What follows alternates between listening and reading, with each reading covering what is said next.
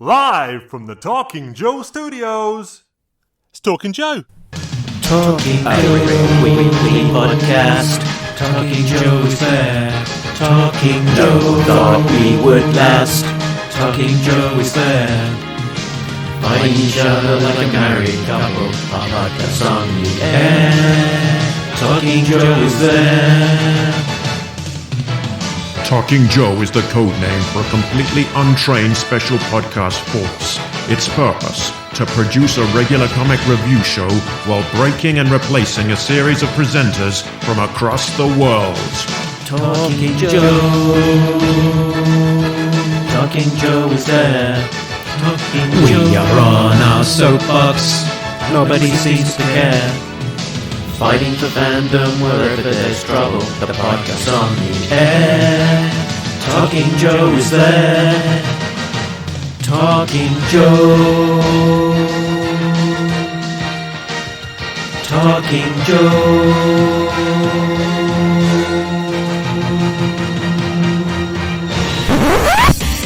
Talking Joe is on the air. Hey, it's me, Mark, and welcome to Talking Joe, the best and longest running dedicated comics podcast, except when we're talking about things that aren't comics like movies. If you're new to the show, then you can find out all of the details over on the website, which is talkingjoe.co.uk. But without further ado, let me introduce you to the people on the show with me today, which are sometimes called co-hosts. First up, it's Snake Oil Salesman, a real American Tim. Snake oil. I sell entertaining and beautiful books and comics. I got confused for some reason. He sells Mark, funny books. and hello, listeners. And the man coming up next, he has got an I, because I just said snake before, and this person has an I for the latest G.I. Joe toys. It's G.I. Joe. It's G.I. Joey J. Cordray. Oh, dear. Howdy, Joe fans. You all enjoying the mental gymnastics that Mark had to try to pull to put that one together like I am. You're in for a treat today. I look forward each week to how Mark ascribes the positive that Mark ascribes to our podcast. I really like the one, the most popular one that comes out on a Thursday. I really like the one, at least that's what my mother says. And every week I look forward to a better and funnier description that makes Talking Joe unique. What are we talking about today, Mark? Today we are talking about the Snake Eyes movie. So this is the film that came out in the summer a few weeks ago after having a long delay, and which we have now all seen. Before we get into it, shall I give you a quick recap of what the film was all about? Yes. Yes, please do. Okay, this is the plot breakdown.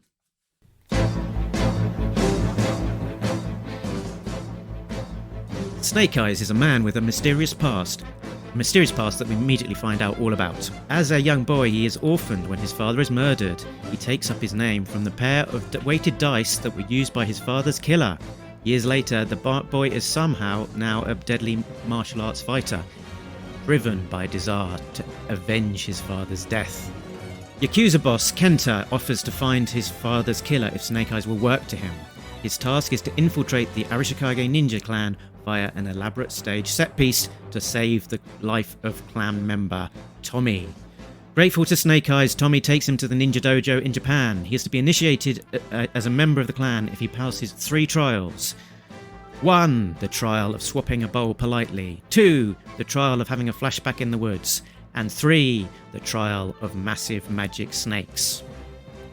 The clan's head of security, Akiko, doesn't trust Snake Eyes at first, but he wins her trust by being handsome. Snake Eyes betrays his new allies and steals a magical MacGuffin to give to Kenta. Kenta explains that he's stealing the jewel on behalf of the Baroness, working for terrorist organisation Cobra. Snake Eyes receives his reward for stealing the jewel, his father's killer, who turns out to be a Cobra agent. Snake Eyes realises it was Cobra that had wronged him all along, so instead goes back to Arashikage clan to aid them. Scarlet, a member of the international peacekeeping organization G.I. Joe, we've heard about them, join the Arashikage to help them. There follows a big battle between the Arashikage, dressed in black, Cobra agents dressed in black, and Kenta's men dressed in black at night time. Kenta keeps the magic jewel and uses it to single-handedly defeat the Arashikage, but is defeated himself by Snake Eyes feeding him to one of the giant, massive magical snakes. After the battle, Tommy is told that he is no longer to lead the clan as he broke his vow never to use the jewel, whereas Snake Eyes that stole it is given a job with G.I. Joe and a fancy new uniform and a motorbike. Enraged at losing his birthright, Tommy forsakes his clan, joins Cobra, and renames himself Storm Shadow for some reason. The end, to be continued. But it won't, because they didn't make enough money. How'd you like the recap? I'm so glad I was muted because I started laughing probably with their first line and was almost doubled over by the end. Mark, I detect from your summary, which feels a little less neutral than some of your comic book summaries, that a little. you have feelings about the narrative. There might have been an underlying element of snark that wasn't completely objective. Might have been. I think I detected that. Can I get 2 sentences from each of you, just to paint a picture? Where did you see the movie? Who did you see it with? When did you see it? Because we maybe weren't going to get this movie because there's this pandemic and it got delayed, and so everyone's taking in entertainment in different ways or jumping through hoops to do it. Mark, where and when and with whom? I saw it pretty much on my own because of logistics of getting the kids out to the cinema with me. Delayed and somewhat out of a sense of obligation because after hearing, some of the vibes so far, I got a sense that there'd be an element of fun to it, but not necessarily a massive amount of fulfillment. And it was released in Britain. Was it 6 weeks after the American release? Yeah, it was I think it was mid-August that it came out in the UK.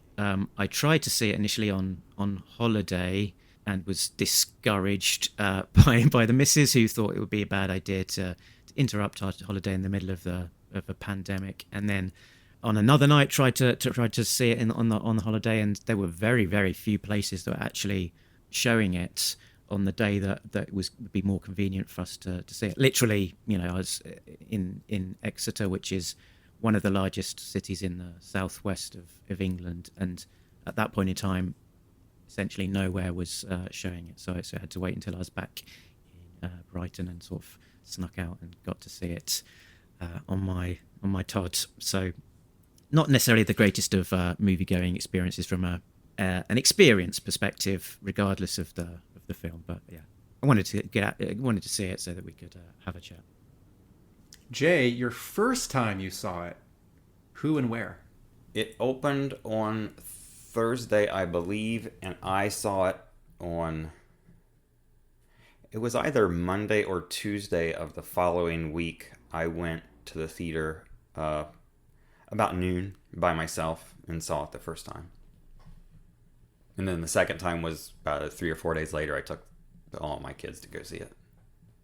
Was it important to you to see it by yourself the first time, or that just how it worked out? And I think I mentioned this on one of the other podcasts, and you know this from working in a comic book store. When you're involved with something like that, you've almost got to see it as soon as you can, because people are going to want to talk about it, that come into the store, or you're going to see stuff on Facebook. And even just, the 4 days after release, I feel like there were probably some things that were spoiled that I had seen on Facebook. So yeah, it was more just really, really feeling like I wanted to see it, needed to see it as soon as possible, so that when I saw it, I would have less of an influenced take. Like Mark said, he didn't see it until almost 6 weeks after it had been released, and by that time he'd seen probably loads of negative stuff. When I saw The Force Awakens, I had seen somebody on Facebook before I went to the movie said, "Oh well, Ben kills Han Solo" or something like that. And I think if I would have seen that in the theater, it might have been different. But when I was watching it then, they're walking together on the bridge, and I'm just like, oh well, here it comes. I know it's going to happen. So it really killed that moment. I get why people, complain about spoilers. And you had a long drive to get to the movie theater, right? Well, not the first time I saw it. I saw it in the theater. I live in a small town. We have a movie theater, but it doesn't get movies immediately. It's usually like a month after they're out. But the nearest, big theater is like a half hour away. So it wasn't that bad. When I saw it with the kids, they're like 3 hours away. So that was a pretty long drive to get up there. My employees and I have a tradition, which is now 3 or 4 or 5 times a year, where opening night of each new Marvel movie, or in some cases a Sony Marvel movie or a Warner Brothers DC movie, we'll go see it. 1, because it's fun. 2, because as Jay says, all weekend long people will be talking about it in the store or asking us if we've seen it. So also, and this goes back to 1999 with Star Wars Episode 1. I like to see movies opening night because it's exciting, and then also looping back because, even before social media, I don't like things to be spoiled. To that end, I don't seek out trailers. If I'm on Facebook or if I'm reading at a comic book news or entertainment website, and the new trailer or TV ad for one of these movies is posted, I don't watch it. I only really see trailers when I'm at a movie theater seeing a movie. So I sort of see them naturally. And so to that end, I'd seen half of one Snake Eyes trailer. I think when it was starting to be promoted like 2 years ago, I wasn't seeing those. And then I saw Black Widow. I think it was 2 weeks before opening night of Snake Eyes, and there was a Snake Eyes trailer, and I saw half it because I was getting popcorn and getting seats for my employees. So there's a lot, just even in the trailer for any movie, that is given away. And if your sort of brain is racing to piece things together, you see a shot or a moment in a trailer, and I start to think like, oh, that must be from like Act 3. Like, oh, that's the final showdown, or oh, this must be sort of halfway through, or like, oh, this is sort of the chase scene that might be at the beginning of the movie but not the end of the movie, or oh, this is the thing with jumping, the camera's looking down during the nighttime chase scene on the highway, and Snake Eyes jumps off of the motorcycle and then lands back on it when the other guy drives by on a motorcycle with a sword, and in the trailer it has that sound, boom. That's a really cool moment, and that certainly is going to sell that movie to a lot of people who might be skeptical. But when you then see that moment in the movie, if you've seen that ad or trailer 6 times, it's no longer cool. It's just like, oh yeah, there's that sword motorcycle thing. Anyway, there's a big multiplex in Somerville, near where I live, near my store. So we all went there opening night and saw it, and I was bummed immediately because the theater was not as crowded as it had been for Black Widow opening night 2 weeks earlier. And I thought, this doesn't bode well. And then I saw it. So this was with the missus, some friends, and my employees. And then a week and a half later, I happened to be visiting my brother in Maryland.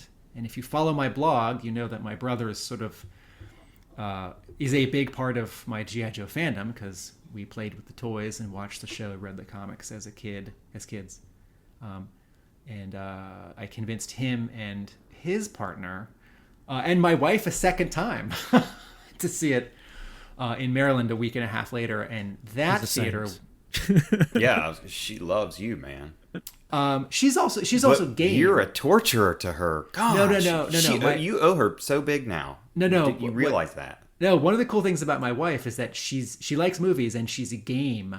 for this kind of thing, right? She appreciates G.I. Joe. She's interested in like comparing Snake Eyes to Black Widow, you know, like she doesn't sit down and watch the episodes with me, but I'll talk about an episode, I'll show her a scene, and she'll nod and say like, oh, that's cool, or that's funny.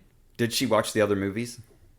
Has not seen them, but okay. Now she's, you know, for the like anthropology of it is sort of interested. That was what I was going to ask, how she thought it compared.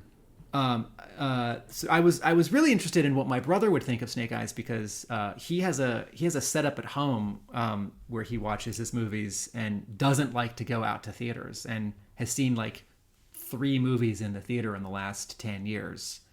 Like he wants to like watch it at home on Blu-ray in his basement setup. So I counted it a small victory that I convinced him to see it, particularly during a pandemic. I'm with you though, Tim. I love going to the movies. And especially on opening night, or one of the best times I had at a movie was the midnight premiere of Batman Forever, and it was when I was working at the comic shop. That's how we got to go, was because we worked at the comic shop, and it was just tons of people there, and it was really cool. And the movie, even though it was terrible, it was awesome, being there and just being a part of that, and especially being out. And just, the theater, the lights. I love it. I love going to the movies.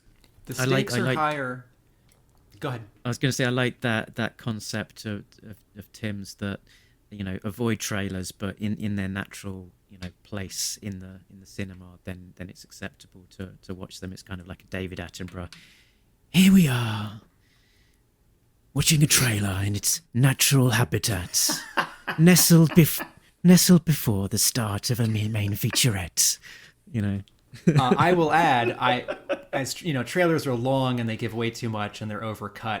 I will often close my eyes for half of a trailer. It's like Eternals. You're a cheater. Like I don't need to be convinced. I'm going to go see Eternals. So before Black Widow or Shang-Chi, the Eternals trailer plays. Like, no, I don't need this to be given away. I want to be surprised when I see the movie. And even hearing it, like a lot is given away. So, but seeing movies in a theater is really important to me. The stakes are higher because, it's your evening, it costs money. And if it's not good, you have used or wasted those things. Whereas, at home, if a movie's only okay, well, you're already at home. At the same time, I have seen really good movies for the first time at home, and they just sort of wash over me because I'm at home and it's really easy to pause it, go to the bathroom and be distracted and look at my phone. In a theater, that is what I'm there to do. And seeing a movie, good or bad, old or new, famous or obscure, with an audience, when this image is much bigger than you, and it is loud, that is a powerful experience, and it is there's no comparison for attempting that at home. Yeah, absolutely right. Totally agree. So how about the Snake Eyes movie? Oh, who wants to go first? Not me. Okay, some opening gambit from me. Okay, so I'm fine with the casting of Henry Golding. It doesn't bother me that he's not necessarily the same race or has the same hair color as the Snake Eyes in the comics. That doesn't bother me. It's fine to reinvent, reinterpret, bring it up to the modern age. So it's also fine that it's not set specifically in Vietnam. Fine. It doesn't need to be a historical piece. It might be more interesting, perhaps, but I'm not wedded to it having to be the comic because I've got the comic already. I think where I have more of an issue with the film is the specific execution of the fact that there's just so little DNA taken away from the course, the sources and the comics. The fact that it goes into the magical realm with this crystal and the likes of the snakes and so on, which just that concept of magic in G.I. Joe just doesn't do it for me. Keep it to Power Rangers, and just some of the, I guess, character arc and motivation within the characters. It just didn't necessarily ring true. The action, was generally good. It was somewhat spoiled by the fact that it had been trailed so much, and I'd seen some of the main action beats, so it wasn't necessarily new or surprising. And also some of this action choreography that had been kind of long trailed as being very authentic. There was a lot of very quick, rapid cuts and stuff. So possibly some of the legwork that was being done was lost in the edit. So general takeaway was, past the time as an action movie, but very little there that sort of rung true as having, the elements that make a great G.I. Joe story per se. Those are all spot on. I agree with all of them, and I'm tempted to just restate them all in my own words. I'll say this. I really liked Snake Eyes. Really liked G.I. Joe Origins Snake Eyes. It's not very good. I don't know. I'm too close to this. I don't know if me liking it so much is deceiving myself so that I won't be disappointed or further disappointed, because, Rise of Cobra, I don't like it so much. I don't own it. I don't have a DVD. Retaliation, on balance, I don't like, but it's a lot better. And oh man, we get another shot, and it didn't work, and it didn't work. It cost less money, and it made so the stakes aren't as high, right? It doesn't need to make as much money to be successful, but it really didn't make money. Although there was an asterisk there, like a baseball player on steroids breaking a record. There's an asterisk there. It's a really fun movie, and one of my metrics is, could I show this to my nephew who's in 4th grade? And I could. It's not the first G.I. Joe object, comic book, toy, episode, movie that I would share, but I was unpleasantly surprised at how much shaky camera there was and how fast the editing was during the fight scenes, considering, as Mark says, what a point the filmmakers made of the fight choreographer, the fight choreography, Henry Golding's training, and just, the physicality of it all. There were, when I don't know if you two experienced this, but when the trailers were done and the logo for my movie theater was done and the movie started, there was a promo at the beginning, both times that I saw this, where Henry Golding says, hey everyone, it's me, Henry Golding. Thank you so much for coming to this theater to support Snake Eyes on the big screen. We worked so hard. We put our blood, sweat, and tears into this, from the grueling physical training to the beautiful costumes, the locations. Enjoy the movie. And I thought, yes, this fighting is going to be awesome. And I really didn't like the fight editing or the camera work.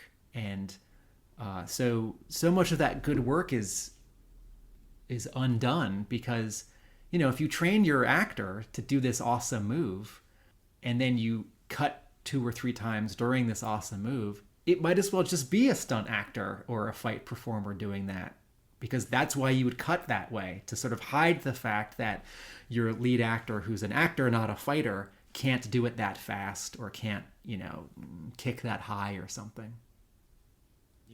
Yeah, great.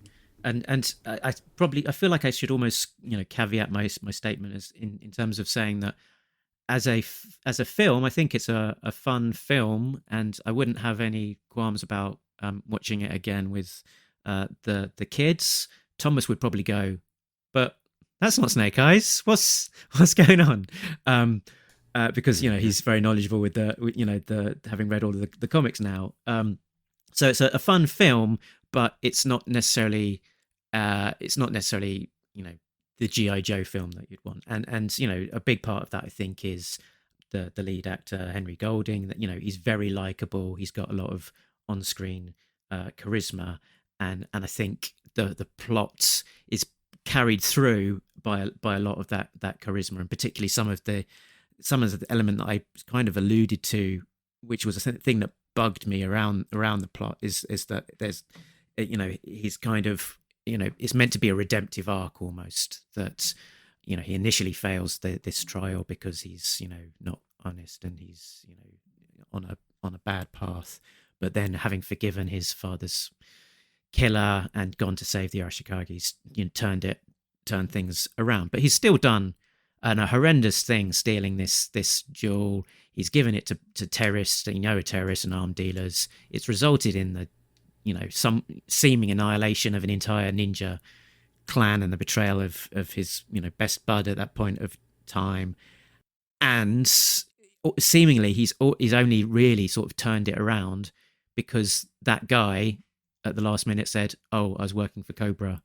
"Oh, Cobra, they're the bad guys. Those are the ones that I was, helping. Oh, now I want to fight them." It's less around an internal realization that he had done the wrong thing to begin with. It was only the fact that this killer had the connection to Cobra that made this sudden twist in terms of the trajectory to go back and help his previous allies. Yeah, I agree with everything you guys said, and kind of like what Tim said. I don't want to just repeat all your words in mine because I basically agree with everything. It was fun. Henry Golding is great, and that's what makes it not a terrible thing. But when I was watching it, I remember the moment when you realize that Snake Eyes is, that he's working for Kenta. That the whole thing in the beginning was a setup just to get him in to the Arashikage clan. It was like my stomach flipped, and like Mark said, I know that it's supposed to be a redemptive arc, but it really doesn't happen until the very end, and how it happened was just poorly done. And it's like, I've heard a lot of people online, or read a lot of people online talk about one of the reasons, the biggest reason, almost the first word out of everybody's mouth when they say, "What do you think of when you think of Snake Eyes?" is honor. And that's what, that's the whole conversation between him and Storm Shadow in the beginning. I looked in your eyes and I saw honor. Okay, well, 50 minutes later, I'm going to tell you you're my blood brother, and I'm going to cut your hand so I can take your DNA and steal something that your family's been protecting for centuries so I can take it and go kill someone. And I'm like,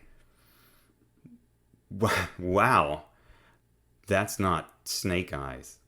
Snake Eyes would find a way, a better way to do every single thing. And like you both mentioned, the shaky cam and stuff. I'm not a fan of action movies. I like adventure movies like Indiana Jones. But, when I watch something like John Wick or like Mission Impossible 2, the tricks with Tom Cruise on the motorcycle and, fighting a helicopter. And just Tim mentioned the part during the motorcycle bike chase scene where Snake Eyes jumps over their blades and you see it from above. And, there's, like Tim said, you see that and you go, wow. I don't. I just see that as that's impossible.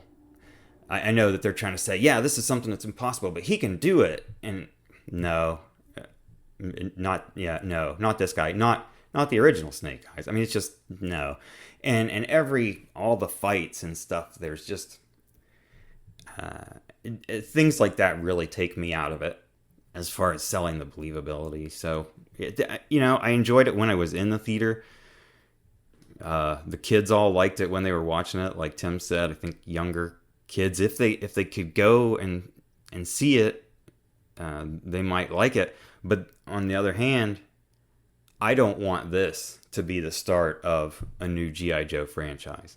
I don't want this Snake Eyes to be what things are based around. And a Storm Shadow who, by all rights, is the good guy and has every reason to want to kill Snake Eyes. It just did, yeah. It just changed things unnecessarily and not for the better in nearly every situation. Yeah, I think sort of being a G.I. Joe fan and having existing knowledge of G.I. Joe isn't really going to help you in your appreciation of the film. There's Not at all. Yeah, there's not a huge amount coming from the comics, but there's sort of parallels. So you know, in the original story, you had, you know, Snake Eyes coming in, you know, being accepted by the clan, being trained, etc. And obviously, we've got a bit of that, albeit the kind of the reasons for him doing so are different. But a key sort of driver of that, you know, what that story is that you know, the Hardmaster is killed, and Storm Shadow goes off and joins Cobra to try and find the killer. Whereas in this story, Snake Eyes' father has been killed, and he's gone and joined the Arashikage to try and find out the killer of his father. And now when, you know, Storm Shadow has left and joined Cobra, it's much less on a you know, a mission of, you know, something, a good mission, you know, track down the killer of the Hardmaster, and a much more of a sort of selfish mission that he's been berated by his granny, and you know, he's not her favorite anymore, and, you know, instead go off and join some terrorists because he's not happy about it. Yeah, leaving Storm Shadow in a, you know, in not such a good arc for him, particularly as he didn't really do anything wrong up to that point.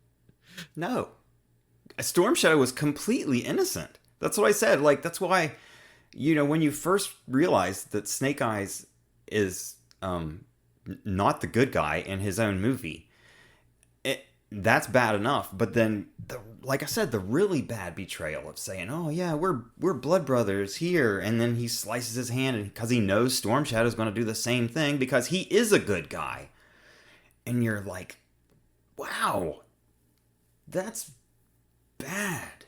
I think it's worth being specific here that this movie was written by 3 people. You know, like, we can talk about the movie and the characters and our reactions to it, but, you know, ultimately, you know, a producer and a studio like hire a director and hire writers, and, you know, this movie was written by 3 people. It's written by Evan Spiliotopoulos, Joe Shrapnel, and Anna Waterhouse. And it used to be that when a movie like this came out, my friend who is a producer in New York and who's also the editor of my G.I. Joe book, Nick Nadell, would say the first thing he would do when a movie like this is announced is he would check the IMDb for their name to see what else they had done. Like, oh, this director of this, you know, sci-fi movie or action movie, franchise movie that's coming out next year that we're excited about. Oh, this is what they did previously. Oh, these other movies are good, or oh, these other movies are bad, or oh, some of these other movies are good and some are bad, so I'm not sure which way this is going to go. You know, Robert Schwentke directed Snake Eyes. He had directed some movies like this before, which would indicate some, you know, familiarity with this kind of movie, with some skill. He directed Red, the movie with Bruce Willis, right, which is also based on a comic, and I haven't seen Red, but it's on my list. I want to. I was sort of not interested when it came out because it's based on a comic that's very short and particular for me, and I wasn't interested in seeing it expanded and maybe sort of ruined because, you know, how do you turn 3 issues into 2 hours? It's basically a different thing. There you go. Right, you just make it something else. So, but the direction isn't. I don't think there's necessarily much wrong with the direction per se in this film. Possibly the editing is a little bit more choppy, and you lose, I guess, some of the hard work that went into the fighting choreography as a result. But so yeah, yes and no. So every movie's different. Some directors are very much about performance and staging. Some are very much about character arc. So famously, George Lucas, when he directed Star Wars, it's a joke, but it's also true. Like Harrison Ford sort of says, like, Lucas just had like two things he would say to you after you did a take: faster or again. And you look at, the 4 Star Wars movies that George Lucas directed, and you compare them to the 2, I'm talking just about the original and the prequels, right? You compare them to the 2 that he didn't. And like, all the character stuff is much better in the 2 that he didn't direct. And they're all written by different people, but a lot of that is down to the director, who's like making decisions about the screenplay while the movie's being shot, whether the writer is sort of on set or not, and doing some rewriting when the movie is being written. A franchise movie like this, the producers are much more involved. And the point I was about to make before with Googling the director to see what else they had done is nowadays, Amazing Spider-Man, that first new Spider-Man movie after the 3 Sam Raimi movies, like the guy who directed that had done, 500 Days of Summer? It's like nowadays the machine for directing this kind of visual effects or franchise movie is so entrenched. Like the studios have such a way to make it with their like pre-visualization teams and their visual effects teams and their second unit directors and the producers that the directors are less important in terms of a like specific unique vision.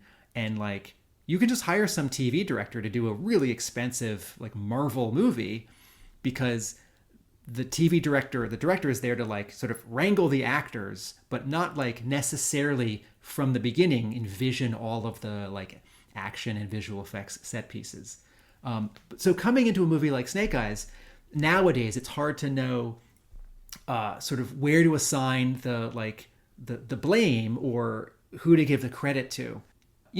This producer has now made 3 bad G.I. Joe movies. So like, yeah, I don't love the writing of any of these 3.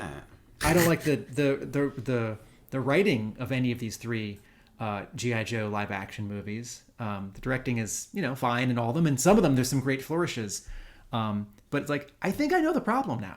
Yeah, and the Marvel producer Kevin Feige gets a lot of credit, and there's, it seems justifiably so. There's a lot of good words spoken about him, and there's a consistency to the product that Marvel are putting out in terms of the high watermark that they're hitting. And from a lot of the interviews and so on surrounding Snake Eyes, it seems like, as you say, the producer, who's called Lorenzo di Bonaventura, seemed to have a very impactful role in the making of this thing, and the kind of direction that it was going to go in. And also from those interviews, I really got the sense that he just doesn't get G.I. Joe, to be frank. And that's probably not a great foundation to be coming from. Not to sidetrack this, because I could talk about the live action Transformers movies for days, but Di Bonaventura is also producer of those. And there's a parallel there with not just like, is this the Transformers or G.I. Joe movie that I want? Is this sort of the right kind of Transformers or G.I. Joe movie? So, if we're talking about like inconsistency in characterization or plot holes, we lay that at the feet of the writers. Credit or blame is also shared by the director and the producers and the studio for, not picking better people or not pushing back. In terms of writing, I don't. So you guys have talked about sort of the Snake Eyes arc and the Storm Shadow arc not working or being crossed. When Akiko shows up, I'm excited because it's a new character who can add something different and who can become important to this version of G.I. Joe, or maybe be a stand-in for like Jinx or Scarlet, someone who we sort of maybe would want in that role, but like, because it's an origin story, because it's in Japan, it needs to be someone different. I don't understand Akiko's arc, because she doesn't trust Snake Eyes, but then she very quickly does, and intercedes on his behalf in that third test. And sort of the fact that she's an outsider to the Arashikage and also Snake Eyes is too truncated and convenient of a bridge for them. She just sort of accepts that he's damaged goods, but that's okay. He's unreliable, but that's okay. And then it's like, aren't they going to kick her out for interrupting the third test? Like, no, I think if he can't survive the third test, the snake should eat him and he dies. Like, she suddenly, abruptly, doesn't sort of follow the rules of like that clan and also her own character.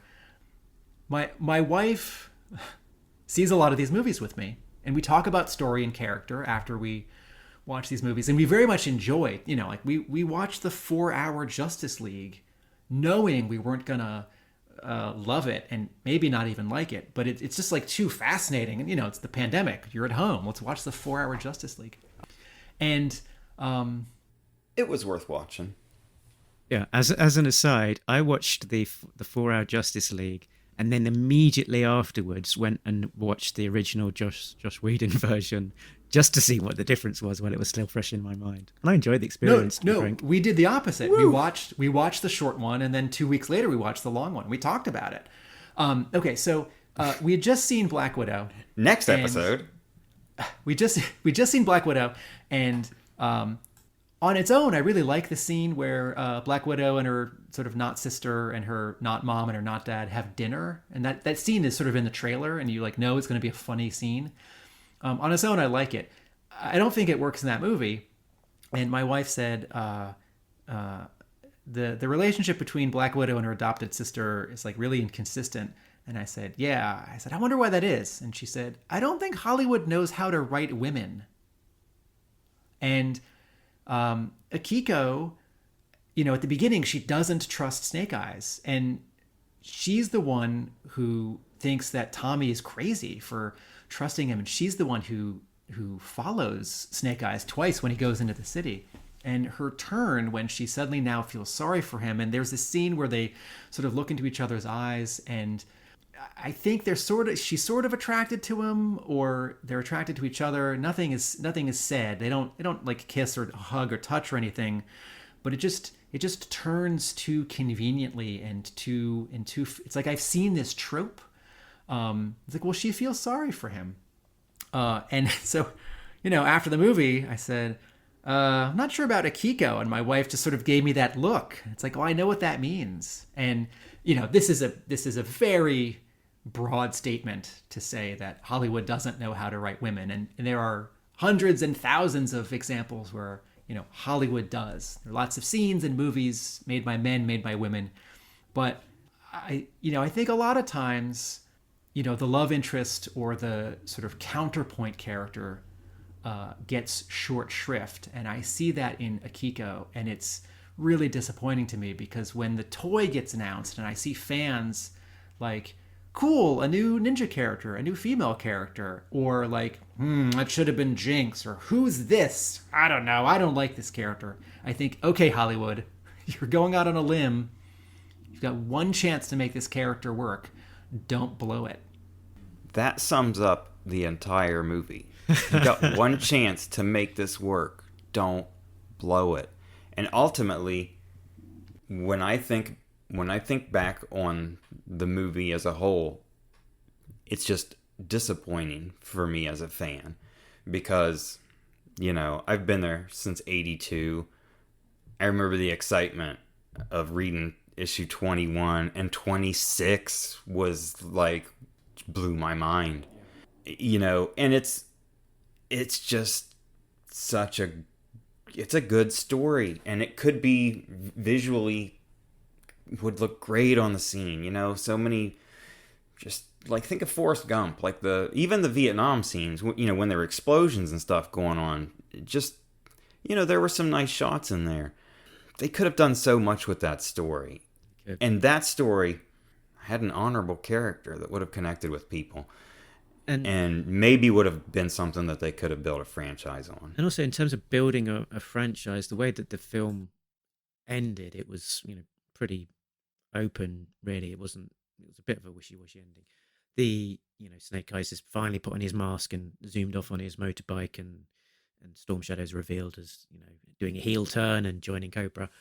But it wasn't anything about the ending. He thought, wow, I wonder what's going to happen next. I can't wait till the next one. It didn't have that. It didn't set up that kind of cliffhanger or anticipatory moment, really. And with the box office gone the way it has, the odds, I guess, that this will be followed up has massively shrunk, unfortunately, because I mean, what was the total? Like 36 million globally, or was that just domestically? I don't know. But 36 million, that's not even, it's barely half of what it took to make it. So, and I think a lot of that was word of mouth. You know, numbers significantly dropped off the first week, and then every week after that was just boom, boom, boom, boom.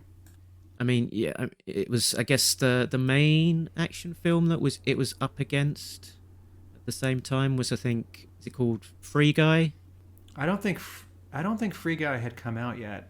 I think it was after Fast 9. It's certainly in the UK it was, but it was delayed. And Free Guy did really well when it did open in the States after Snake Eyes. Snake Eyes had this tiny window after Fast 9 and Black Widow, but before the Suicide Squad.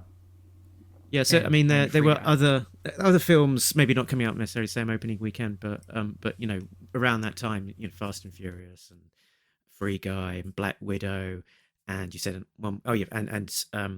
Suicide Squad, and you know, for me as a dyed-in-the-wool G.I. Joe fan, I was, you know, looking at the, you know, the trailers and things like that, I was probably more inclined and excited about seeing 3 of those films, you know, Free Guy, Black Widow, Suicide Squad, than I was about G.I. Joe, to be honest. Which is honestly, that's kind of the way I was too. And like I said, for me, that went back to not really getting like John Wick kind of movies. And as soon as I saw that trailer, it looked like that. It looked like Rise of Cobra. It looked like Retaliation. It looked like something that I didn't want to watch. I don't know. Tim, pick us up. You liked it. There's a. I'll say a negative thing. I'll say a positive thing. There's a review, and I wish I had the link, because I'd like to give the person credit for writing this. But it's something that I read maybe 3 weeks before the movie came out, and the person said, "This is the sequel reboot that no one asked for and no one wants." And you know, the G.I. Joe franchise as a live action entity was in a really tough place 3 years ago, 2 years ago, as they're making this movie, because, you know, some of the audience is going to assume that this takes place after the movie with The Rock. Some of the audience doesn't really care, but knows of the other 2 movies, and, you know, may not be looking for Channing Tatum or The Rock, but it's like, oh, well, it's the G.I. Joe thing. Some of the audience just wants to see an entertaining thing that's 2 hours and sort of knows about G.I. Joe and like doesn't need it to connect, or isn't considering that it might connect. So you have this problem where, you know, for the 3 of us, it's like, okay, well, we've got these certain expectations, and then you've got a more general movie audience that it's like you have to make this clear that this is its own thing, and yet you also need to somehow link it to the 2 previous movies, because there is a lot of goodwill toward those, and they did make some money. That first one made enough money that there was a sequel, and the second one almost made enough money that there was a sequel. And, you know, everyone likes The Rock, but then you have to change tacks. Like, okay, this can't be as expensive because the last 2 were expensive and it didn't work out so well. And we have to do something different because the last 2 were like more superheroic and more military. And those didn't work, right? And it's like, well, they didn't work because they weren't good. But it's like, by Hollywood logic, it's like, no, we have to do something different because it didn't work. And like, it's like, no, do it again, but do it well. Like, no, we have to do it differently. So, okay, this one will be a martial arts movie. And I think it's a cool take. It's like, all right, there aren't really going to be a lot of guns in this, and like planes and tanks, and the violence can be mostly bloodless. And this is another point where G.I. Joe's in a tough place, because the cartoon is bloodless. The comic book is, there's a little blood, but I think the specter of G.I. Joe, there's much more aggression and quote unquote violence in everyone's idea of G.I. Joe than there actually is. And, there are movies like Mission Impossible or The A-Team or The Bourne Identity or Indiana Jones, which a G.I. Joe movie can be more or less like. And like, you can make a PG-13 G.I. Joe movie that's not too quote unquote violent, that we can take our 9-year-old, 8-year-old nephews to, but that also is close enough to the brand that fans will like it. And that's a puzzle, but it's not an unsolvable one. And so, just looping back to sort of how Mark started this, it's like, okay, G.I. Joe is going to be a less expensive martial arts movie.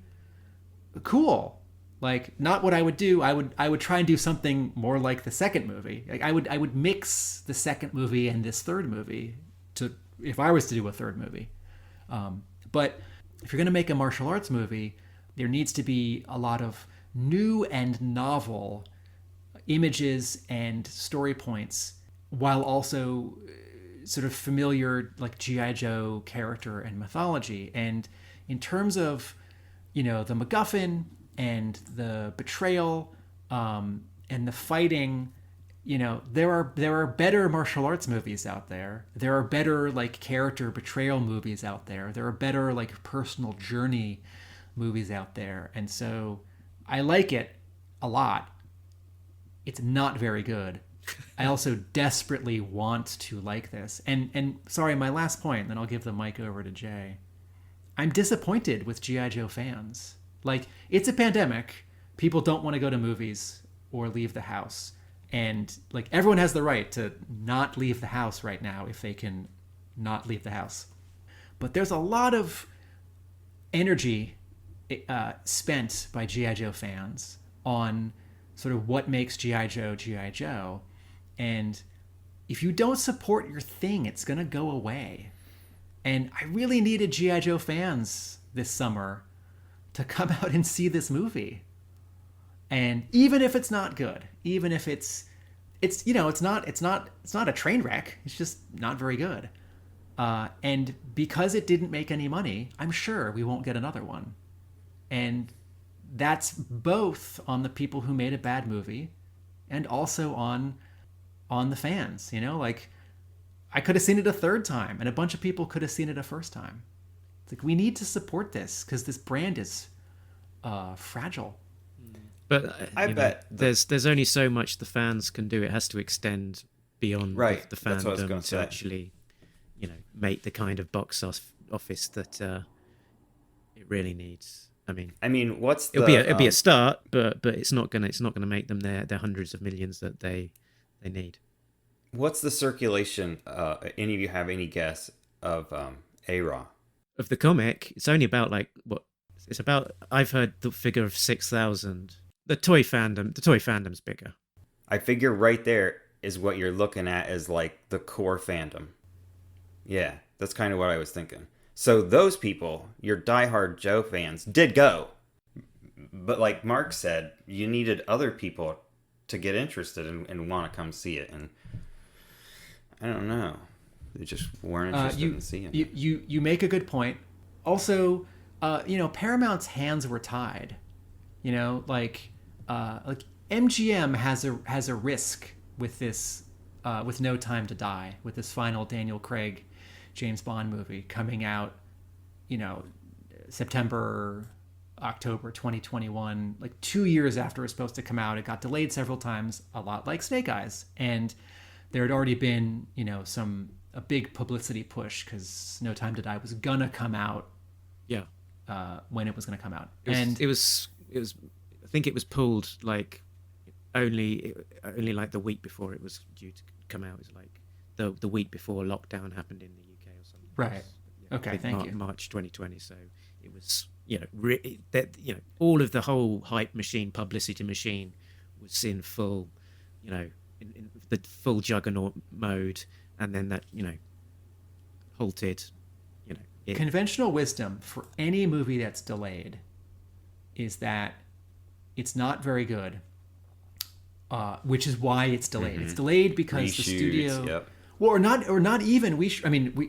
There are so many stories now of reshoots, and the way that live action movies have been made in the last 10 years. Right, it doesn't exactly mean the same thing that it used to. And I think people have the wrong. Like, what you're trying to say is it's not necessarily a bad thing if they do reshoots. Yeah, nowadays reshoots are built into these big franchise movies, right? Because they know some of it is cynical. It's like, well, we're going to do some testing with audiences, and we're going to see how the trailer does, and we might rewrite some stuff.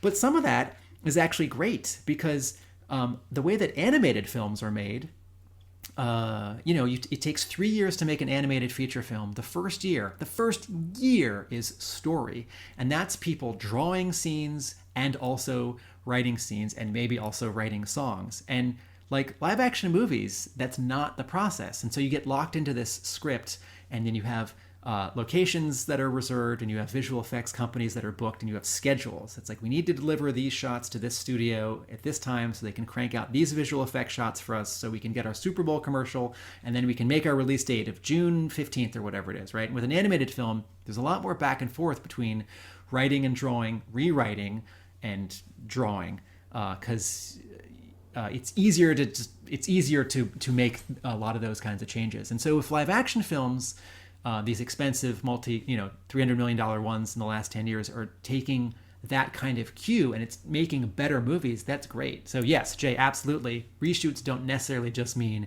troubled production, but generally when movies get delayed, either it's because they're bad and the studio doesn't believe in them, and they're trying to find sort of a quieter place to release the movie where the sort of negative splash that it makes won't be as big. Or, yes, there might be reshoots, and so they're trying to fix some mistakes. Like the entire visual effects sequence of London getting destroyed at the end of G.I. Joe Retaliation, that was a late addition to that movie. But the third thing is that in terms of promotion, if you spend a lot of oxygen and money on advertising and getting your actors to do talk shows, and then you delay your movie, people sort of forget that the movie's coming out later, even if you then spend a lot of money and oxygen on new ads and talk show appearances. People who don't pay attention to release dates and trailers as much as we do will say, didn't that already come out? I sort of can't be bothered, right? And so, yes, even like the three of us might think like, the final Daniel Craig James Bond movie, that's a slam dunk, right? It's like, no, this is still a risk for MGM because people... It will be interesting to see how it fares, because it does feel, I get the sense that the air has come out of the sails on that there just isn't the enthusiasm. There was the big push, March 2020, everyone was geared up to it, gone away, and now it's coming back, and it's that old James Bond thing that they were talking about last year. Right. My girlfriend doesn't like going to the movies at all, and she was pissed off when James Bond got delayed, because that was like the one movie that she likes to go watch. It can turn the other way, right? Like Black Widow was released in theaters and simultaneously to Disney Plus, so it's hard to judge how the financial reaction to that took into account the delay. If people were sort of over it and less excited, or if they were more interested because they had to wait. But there's this argument that with how much money Shang-Chi is making, and if there's buzz for Eternals, that a year of no Marvel movies was actually really good for Marvel movies, because people started building up anticipation and realized that they missed them, right? So Snake Eyes comes into this, right? And like, let's not forget, G.I. Joe Retaliation was delayed, right, because of those reshoots. And so Snake Eyes has two asterisks. One, it was delayed, right? It was COVID delayed, and a delay generally hurts any movie, right?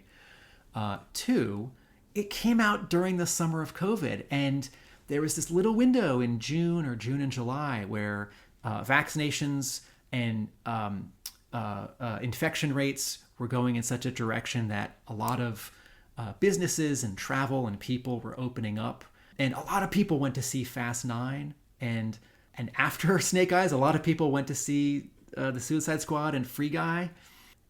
So people made a choice, right? I think even if they felt safer, right? And then right after Snake Eyes, during Snake Eyes, right? Immediately it starts closing up again, right? Infection rates are going up, and some places are starting to close up again. People make a choice this summer. It's like they're not going to go see every movie.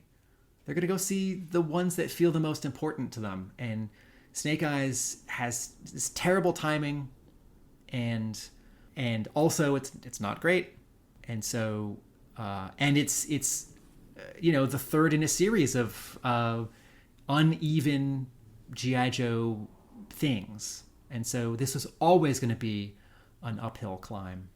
I think that word of mouth from the first week probably hurt it more than COVID, because there's movies that came out during COVID that made a lot more money. Shang-Chi, like you said, Godzilla versus King Kong.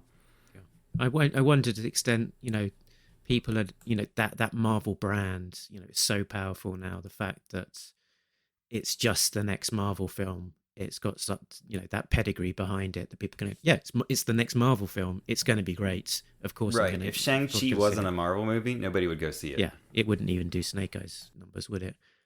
Yeah. But all of that says behind it, I do look forward to it coming out on DVD, and I'll give it another shot, and I'll watch it with the kids in my home cinema, and who know what think on second watching. I certainly didn't hate it, so yeah. I don't know with a bit of hindsight behind me where it will rank against the other two G.I. Joe films, but it's its own thing. Any final thoughts before we wrap up? I want to do a sentence of positives, because I've been talking about negatives or mixed feelings. All the casting is great. All of the actor performances are great. Despite the editing, all the fight stuff is great. Costumes are great. Production design, locations, sets, good and great. So there is a lot to like about this movie. Yeah. There is. I'll say it more positively. There's a lot I like about this movie. The actors were all really good. Like you said, the guy that played Kenta, I thought was really good. He was just like smarmy, You're like, ugh, this guy's just like, from the first moment, which, that's what they wanted. But he walks on screen and you're like, he's a dirtbag. So yeah, he was good. Andrew Koji was great.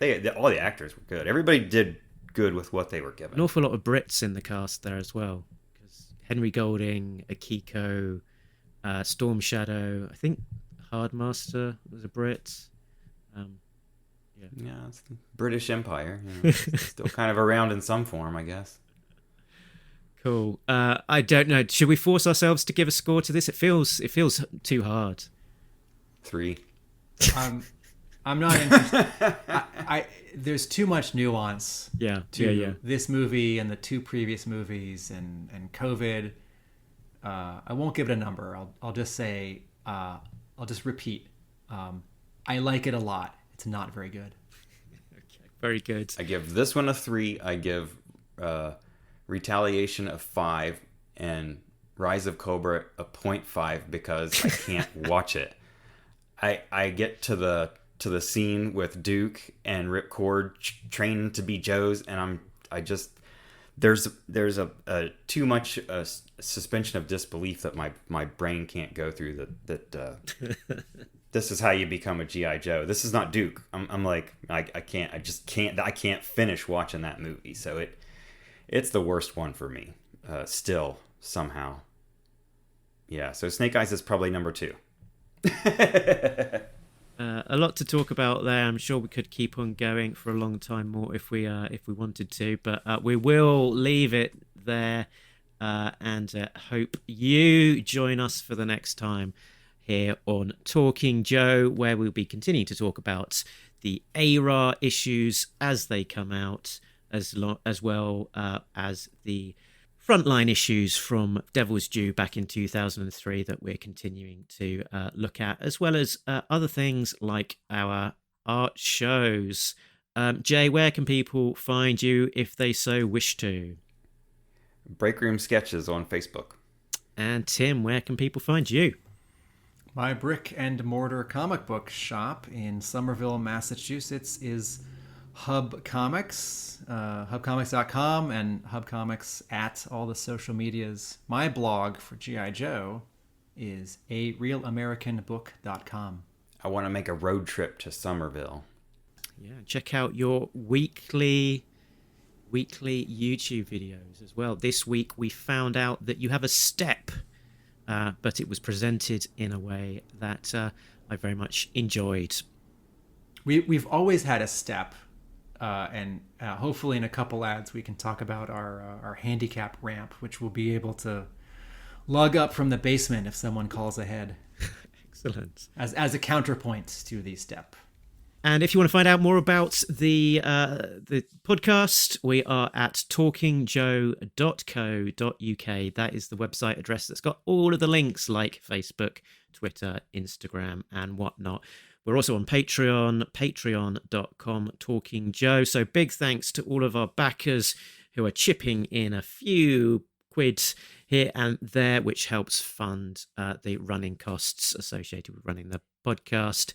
So big thanks to Richard, Sam, Jay, Bill, Christopher, and Justin, who are getting early access to episodes, exclusive content, these shout-outs, and a warm feeling inside knowing the good they are doing. And I think that's us done. We're all done talking about Snake Eyes for now. But I think we're still on a coiled spring that if someone mentions the subject, we might keep on going. But all that said, remember, nobody beats Talking Joe, A real American podcast. it also features a guy from England. Later, guys, who are really nice guys and not at all wankers. Bye.